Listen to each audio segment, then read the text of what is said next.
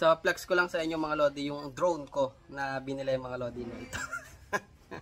Bumili ako ng drone sa Facebook, pagkatapos ito yung dumating. Yes mga lodi no, mini drone siya. Nakita ko lang siya sa Facebook, tapos para siyang ads, tapos bumili ako. Tagal na naman ako nabili sa Facebook. First time ko lang na ma-scam ngayon. And then nung nag-unbox ako, ito nga yung laman. Yan po yung video. Nag-unbox tayo mga lodi no. At ayun, sobrang dami ko nang nabili sa Facebook, ngayon lamang po ako na-scam at kaya ingat kayo mga lodi no. For awareness lamang po sa mga kapwa natin na nag-order din po sa Facebook no. Ingat po kayo sa mga in-order nyo dahil ni-review ko naman, tinignan ko naman po yung aking bid bago ako bumili.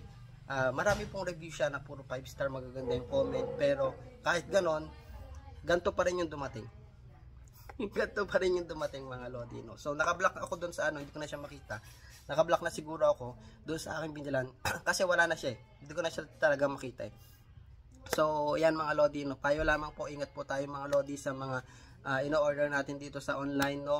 Mahirap dito kay Facebook kasi pag na-block tayo ng seller, wala, hindi na natin siya makikita, no? Kaya mas maganda talaga mga lodi, no? Ako, hindi na ulit ako sa Facebook. Kahit madaming beses na ako nakabili dito kay Facebook. Actually pa, 7-8 times ko na to na pag-order kay Facebook. Pero ngayon pa lamang po ako na-scam ng ganito, no?